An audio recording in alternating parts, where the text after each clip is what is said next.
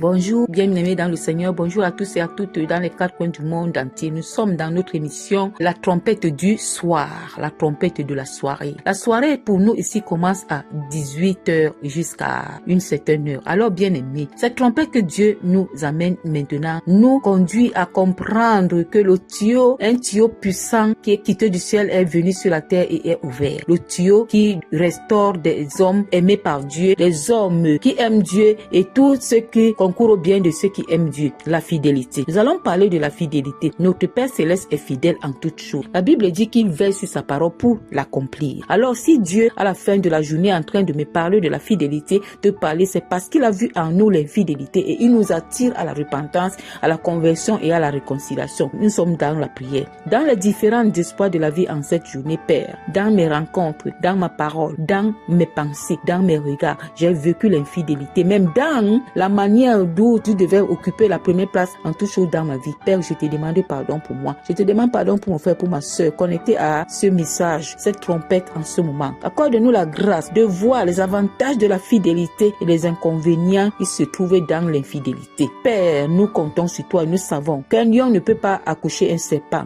mais que le lion accouche le lion. Nous sommes des enfants d'un lion que tu es, lion de la tribu de Juda. Permets que l'énergie du lion soit en nous, afin que nous devenions fidèles en toutes choses, aux petites choses ou aux grandes choses, pour que nous soyons bâtis dans la fidélité et que nous reflétons l'image du fidèle que tu es dans Apocalypse. Béni sois-tu, roi des rois, Seigneur des seigneurs, dans ma vie, dans la vie de mes frères. Amen. Alléluia. Bien-aimés, nous parlons de la fidélité. Beaucoup d'entre nous, dans des relations, nous ne gardons pas la fidélité. Une relation qui garde la fidélité est une relation des personnes qui se comprennent, qui se supportent, qui s'entendent, qui s'écoutent, qui se partagent des douleurs, qui se partagent le bonheur. Mais aujourd'hui, nous allons voir que beaucoup d'entre nous ne vivent pas cela. On est juste amis avec quelqu'un pendant qu'il est dans le bonheur. Quand il se retrouve dans le malheur, nous nous tournons contre la personne. Nous nous levons contre la personne pour le rejeter, l'humilier, pour m'en parler de lui, le juger faussement. Que Dieu nous pardonne en ce moment. Nous allons parler également des relations que nous devons entretenir dans la fidélité. Bien aimé, la fidélité s'entretient dans tous les domaines de la vie. Je parlais d'abord le domaine relationnel. Alors, dans les relations spirituelles et les relations charnelles, nous devons entretenir des relations par la fidélité. De la manière où tu considères ton frère spirituel charnel, ton frère spirituel, ta sœur spirituelle, comme tu peux te considérer toi-même. Les deux personnes là, ou bien la personne a sa place dans ta vie. Tu ne mélanges pas cette place avec le charnel. Il y a des hommes que des femmes, et les femmes que nous sommes par moment, nous considérons plus ce qui est charnel parce qu'on s'est dit que c'est le même sang qui coule dans la vie de ma sœur que le même sang qui coule dans la vie de mon spirituel. Bien aimé, tout cela ne vient pas de Dieu. Ça confirme, ça montre seulement tout simplement l'infidélité dans nos actions, notre manière de penser et de voir les choses qui se passent sur la terre selon le plan de Dieu. Bien-aimé, la fidélité va nous conduire à être toujours présents pour être utilisé comme vase d'honneur pour le prochain, pour la sœur dans le Seigneur, pour le frère dans le Seigneur ou bien même pour la famille charnelle. La fidélité va nous conduire malgré les comportements des uns et des autres. Cela ne va pas toucher l'amour divin que nous avons vis-à-vis de l'autre. Jésus a dit dans sa parole, aime ton prochain comme toi-même. Alors pour aimer le prochain comme toi-même, il faut que nous soyons fidèles. Si nous ne sommes pas fidèles, nous ne pouvons pas manifester cette parole-là qui nous vient de la part du Seigneur. C'est dans sa propre fidélité à lui-même Jésus qui nous a dit cette parole. C'est dans sa propre fidélité qu'il est venu dans le monde pour moi et pour toi. En tant que Dieu fait sur terre, qui est venu pour nous sauver la vie, qui est venu pour nous libérer de l'emprise de la mort éternelle qui a été impactée en nous par le péché. Alors la fidélité est nécessaire. On ne peut point suivre Jésus sans être fidèle. Si nous suivons Jésus, nous devons automatiquement être fidèles en toutes choses. La fidélité dans nos engagements. Bien aimé, il y a beaucoup d'entre nous qui prenons des engagements dans la famille, vis-à-vis des relations, que ce soit dans le cadre spirituel, dans l'église. Nous prenons les engagements dans nos sociétés, même dans nos quartiers. On n'arrive pas à les accomplir parce qu'on est infidèle. Alors, dans tous les domaines de l'infidélité, nous devons nous repentir. La fidélité nous conduira à respecter nos engagements, accomplir nos paroles. Nous savons déjà que Dieu veille sur sa parole pour l'accomplir parce qu'il est fidèle. Alors, pour que nous soyons également fidèles, nous devons veiller sur nos paroles, nos engagements.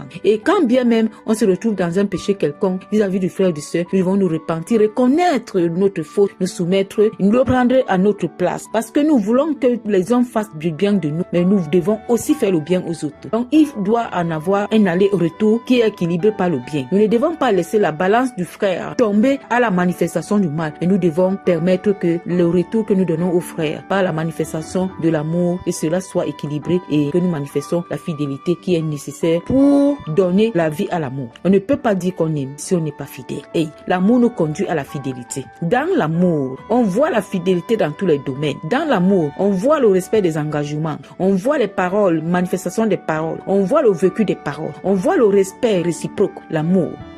Et quand on voit l'équilibre dans ces actions, on voit la fidélité qui est en train de prendre autorité. On voit la fidélité qui a pris possession. On voit la fidélité qui gouverne et règne. On voit la fidélité qui est en train d'agir dans les actions humaines en donnant gloire au Père de notre Seigneur Jésus-Christ. En donnant gloire à notre Créateur. Alléluia. La fidélité.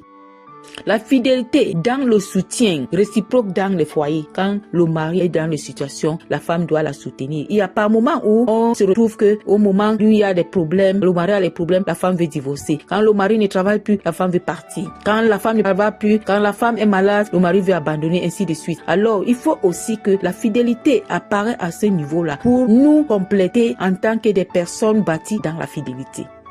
Bien-aimés, nous devons agir dans la fidélité même dans nos familles. Bien sûr, tu peux te retrouver que tu as affronté un ennemi qui te déteste, qui te combat, qui cherche même ta mort. Mais qu'est-ce que la parole de Dieu te dit pour que tu gardes la fidélité? Il dit que aime tes ennemis. Prie pour les ennemis. Il dit fais le bien à tes ennemis. Alors pendant que l'ennemi est en train de te faire le mal, toi tu dois rendre le bien pour que tu gardes la fidélité dans cette dimension relationnelle. La fidélité. Nous ne pouvons point être élevés par le Seigneur si nous ne sommes pas fidèles. La fidélité aussi nous conduit à être grand devant le Seigneur, par le Seigneur. La grandeur spirituelle ici nécessite la grandeur ou la poursuite ou la marche vers l'excellence dans la fidélité en toutes choses. Quand on est fidèle, on grandit dans la fidélité. La fidélité ici est comme l'échelle de Jacob que Dieu a fait descendre sur la terre pour démontrer qu'il y a des périodes, des saisons de la vie où on doit demeurer, on continue à monter jusqu'à atteindre l'apogée où était assis Dieu dans l'échelle de Jacob. La fidélité ne brûle pas les étapes. La fidélité marche sûrement et parfaitement. La fidélité respecte la discipline et l'ordre. La fidélité ne marche pas dans le désordre ni l'indiscipline. Alors bien aimé, revois-toi un peu comme un miroir par rapport à cette vidéo, à ces voix. Revois-toi un peu par rapport à cet enseignement. Si tu ne te retrouves pas dans tous ces aspects de la vie et demandant au Saint-Esprit de t'éclairer davantage pour te montrer le dépôt nécessaire qui est encore vide que tu dois combler, qui se trouve dans la plateforme de ta vie pour que tu te repentes, que je me repente, pour que Dieu efface, enlève tout ce qui étouffe, encombrer ma grandeur, ta grandeur. La fidélité rend un homme grand. Quand on est fidèle en toutes choses, on devient un grand selon le Seigneur, par le Seigneur. Et quand on est grand selon le Seigneur, par le Seigneur, on voit la gloire de Dieu qui apparaît à l'horizon. Cette gloire s'étend, ne s'arrête pas. Et rien sur la terre ne peut détruire cette gloire parce qu'elle est stable. Elle est scellée dans la fidélité de Dieu. Elle est scellée par la fidélité de Dieu. Et tout ce qui est scellé par la fidélité est éternel. Alors bien aimé, si tu veux vivre l'éternité avec Jésus, deviens fidèle, demeure fidèle et comprends qu'il y a un pouvoir indéterminé, une puissance parfaite, une force particulière dans ce qu'on appelle la manifestation ou la pratique de la fidélité dans ta vie au travers de tes actions et de ta vie maintenant et pour toujours. Nous sommes à la fin de notre trompette du soir. Que toute la gloire revienne à notre Père Céleste dans ma vie, dans la vie de mon frère et de ma soeur et de tous ceux qui seront connectés à cette prière parce que Dieu est vivant. Il est plus que vivant dans nos vies. Alléluia, alléluia, alléluia.